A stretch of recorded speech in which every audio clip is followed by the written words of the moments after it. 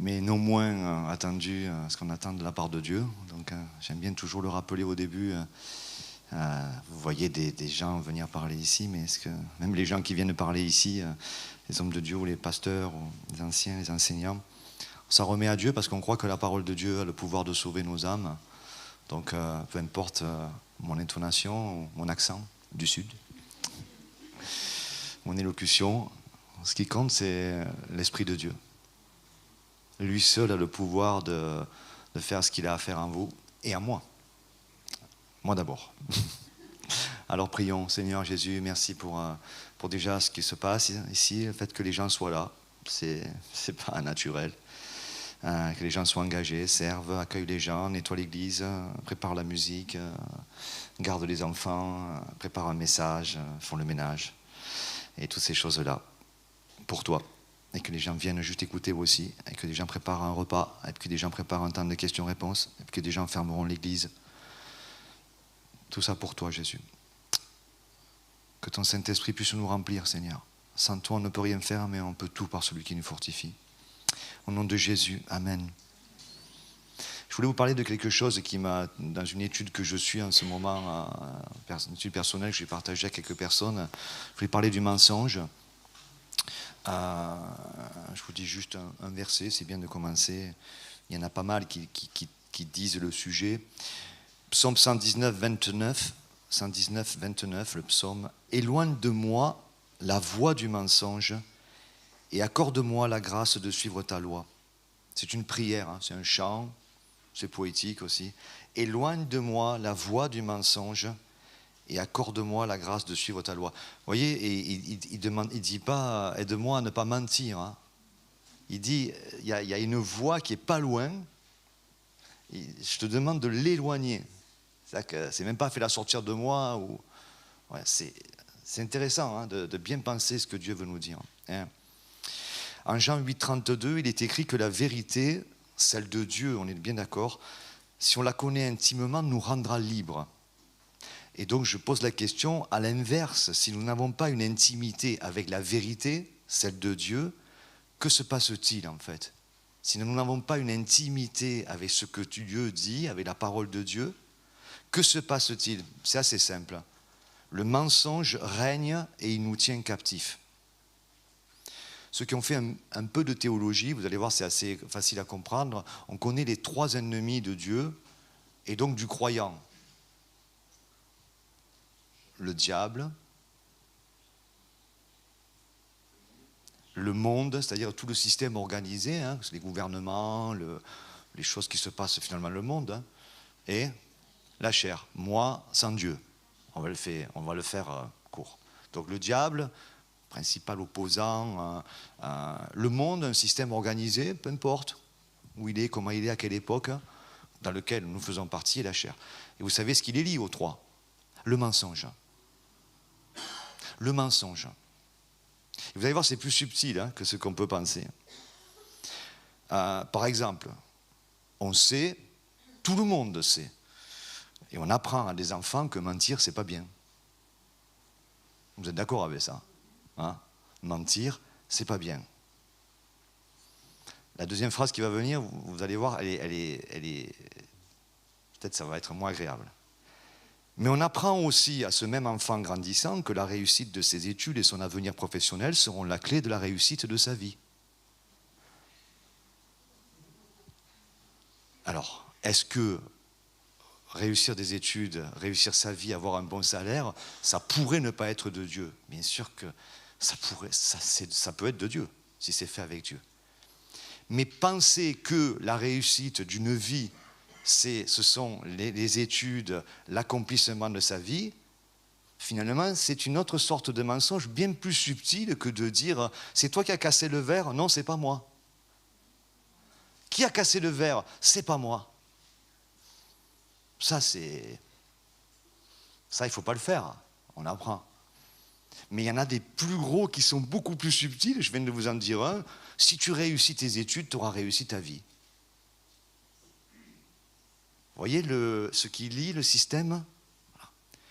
Et nous pouvons prier pour réussir les études. Nous prions pour les étudiants amis pour qu'ils réussissent leurs études. Tous ceux, on a des personnes dans cette assemblée qui font des études ou des gens qui prient pour avoir un meilleur travail, un meilleur salaire. Il n'y a aucun problème. Mais si c'est le meilleur salaire, le meilleur travail et les réussites des études qui donnent une réussite à sa vie, c'est un mensonge. Vous voyez comment le mensonge est installé finalement dans le monde de manière plus subtile que qui a cassé ce verre.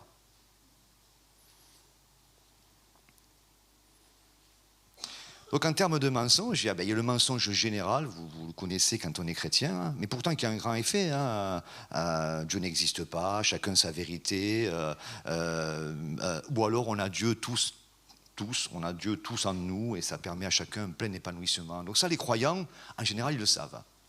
Si on vous dit Dieu n'existe pas, vous savez que c'est un mensonge, mais c'est quelque chose qui est ancré. C'est quelque chose qui est ancré. Voilà, on peut s'accomplir soi-même, on a tous une parcelle d'éternité, etc., etc. Donc ça, pour nous, mais celui-là, bien sûr, nous, on n'a pas on l'entend, on le discute, on n'a pas vraiment à le combattre. Moi, je ne me pose pas... Le mensonge sur ma vie que Dieu n'existe pas, ça me fait sourire. Ouais, je veux dire, voilà, ça ne me touche pas. Mais... le mensonge à titre personnel en tant que croyant, lui par contre, lui il est omniprésent. Et croyez-moi, même là, vous aujourd'hui, vous vivez dans des endroits de mensonges que vous n'imaginez même pas. Et moi, hein. Et ces dégâts-là sont considérables. Et ce n'est pas une dose de vérité par-ci, par-là qui vont pouvoir contrecarrer ça, surtout quand il y a des choses qui sont enfouies, du déni, on a laissé... Parce que pendant des années, on m'a enseigné un mensonge, ou j'ai cru un mensonge, et je l'ai laissé de côté. Voyez, mais ça existe toujours. Vous savez, un des sens du mot mensonge dans l'Ancien Testament, il y a bien sûr tout ce que je vous ai dit, pas dire la vérité, mais il y en a un qui est intéressant, c'est impuissance. C'est-à-dire quand tu vis dans le mensonge, tu es impuissant en fait. Tu n'as aucune puissance. Et c'est super intéressant parce que c'est très clair avec la parole de Dieu, 2 Corinthiens 13, 8, qui dit « Car nous n'avons pas de puissance contre la vérité », c'est adressé à des chrétiens, hein, nous n'en avons que pour la vérité. Je vous explique quelque chose. Vous savez, une des stratégies du mensonge, c'est de nous mentir quant à comment faire pour le contrecarrer. Je vais essayer d'expliquer ça. Nous n'avons de puissance que pour la vérité. La vérité, Jean 14, 6, Jésus a dit « Je suis le chemin, la vérité, la vie ». Nous n'avons de puissance que pour ça. Une des stratégies, c'est de penser que je dois me battre contre le mensonge pour essayer d'arriver et de vaincre ces effets dévastateurs dans ma vie. Donc par exemple, on m'a dit que, je ne sais pas, j'étais mauvais, j'arriverais à rien. Non, c'est pas vrai, je suis quelqu'un, j'y arrive, regarde mes études. Et tout ça n'est pas mauvais de penser comme ça. Ça, c'est une stratégie dans laquelle nous n'aurons pas de puissance pour ça. Et le diable, la chair, le monde, ce qu'on a vu, n'ont pas de souci de dire, vas-y, bats-toi, vas-y, prie plus pour contrecarrer ce... Plus. Et en fait, nous n'avons pas de puissance dans ça. On a de la puissance que pour la vérité. Donc la vérité, c'est pas moi, c'est Dieu. Toi, tu dis quoi? Toi, tu dis quoi? Toi, tu dis quoi? Dieu, tu dis quoi à mon sujet? Tu dis quoi, toi? Toi, tu dis quoi? Et là, la vérité vous rendra libre. Vous connaîtrez la vérité, et la vérité... Mais comment? Vous avez déjà pensé à ce verset? Vous connaîtrez la vérité, et ça vous fera du bien. Non, ça vous rendra libre. Mais pourquoi des chrétiens ne sont pas libres alors? Pourquoi des chrétiens ne sont pas libres, toujours accrochés à des choses, toujours des choses que c'est pas clair, ils ne sont pas bien, ils ne sont pas contents, c'est eux, c'est l'autre. Pourquoi? Parce qu'en fait, ils se font leur propre... Je me fais mon propre raisonnement pour essayer de m'en sortir et de combattre ce mensonge qui est dans ma vie. Et je dis non, dans ce domaine-là, non. Je ne veux pas. Seigneur, je suis mieux que ça, je ne veux pas. Et Dieu dit, arrête. Arrête de monter sur un ring contre le diable. Arrête de monter sur un ring contre la chair. Tu sais quoi? Tu vas monter sur le ring et en fait, il va te laisser faire des passes, il va te laisser bouger, il va te laisser t'essouffler. De temps en temps même, tu en mets un coup et tu dis, oh, tu m'as fait mal. Tu m'as fait mal. Regarde le bobo. Tu vois? C'est une stratégie. Nous n'avons pas de puissance pour ça. Nous n'avons de la puissance que pour la vérité. La vérité, c'est, Seigneur, c'est toi qui montes sur le ring. Moi, je ne monte plus.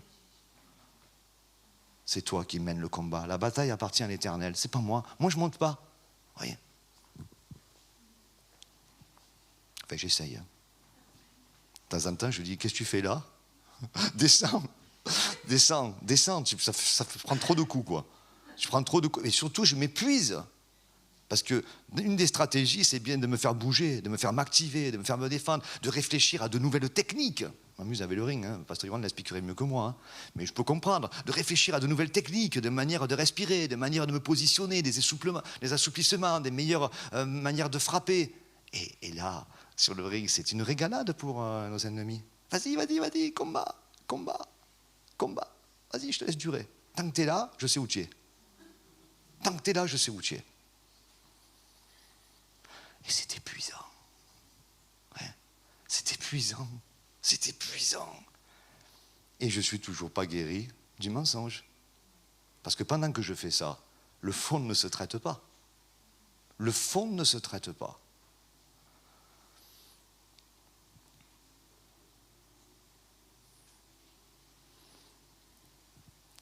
Je lis, certaines ne se doutent pas que leur vie chrétienne sauvée est toutefois en partie encore gouvernée par des mensonges, même en allant à l'église et même en étant de bons chrétiens.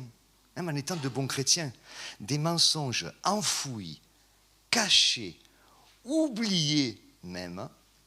Non, ça j'en veux plus. Sont toujours des gouverneurs puissants qui nous retiennent prisonniers et nous empêchent d'être libres, d'être et de faire ce que Dieu désire. Parce que tant que je suis sur le ring à essayer de combattre avec de nouvelles techniques, de nouvelles stratégies, de nouveaux emplois du temps, avec plus de prières, avec plus de tout ça, je pourrais me dire, je ne fais rien de mal. C'est vrai, mais tu ne peux pas être et tu ne peux pas faire encore ce que Dieu voudrait que tu sois. C'est pour ça qu'on voit des fois, et ça m'a beaucoup parlé dans l'étude, je l'ai partagé avec quelques personnes dans l'église, enfin dans la semaine. Je préparais ça un matin, je regardais ce sujet, je dis waouh, mais combien par moment tu. Et je comprends Paul qui dit à Timothée, combat le bon combat. Et il dit ça à un jeune pasteur. Il va dire à un jeune pasteur, hé Timothée, super, mais combat le bon combat, saisis la vie éternelle. S'il était tombé sur un arrogant, il aurait dit, attends, je suis pasteur déjà, tu viens pas me dire à moi, c'est toi-même qui m'as ordonné, quoi. Tu viens pas me dire de, vous voyez, combat le bon combat, et ça revient plusieurs fois, hein. Sois sûr de ton coup, sois sûr que l'énergie que tu déploies, c'est bien Dieu qui est devant et toi tu suis. Que tu n'es pas devant en disant, allez, viens Dieu, viens, on y va, viens. Vous savez, et beaucoup les nouveaux croyants se font avoir ça. C'est normal, même les anciens, hein, ça me parle, moi, ça me parle, parce que je suis quelqu'un d'actif, hein, je vous le dis, voilà. Mais les jeunes croyants, c'est super, au début, ils sont sous la douche. J'ai connu cette période, hein, j'ai là, waouh, je disais, waouh, c'est génial, waouh, allez, mais c'est vrai, mais c'est génial. Moi, je me rappelle quand j'étais à Ucho, j'étais là, la première église que je suis allé du ministère, j'écoutais, quand j'écoutais la chorale, et je me rappellerai toujours, mais j'écoutais, mais tout, tu m'aurais dit, regarde la lampe, oh Seigneur, vous voyez, mais c'est normal, parce que d'un coup, enfin, tu sais, tu voyais les choses, tu vois les choses autrement. Mais après, ça passe, et puis Dieu dit, oh, je suis là. On échange, on passe du temps ensemble, on communie, je vais t'expliquer qui tu es.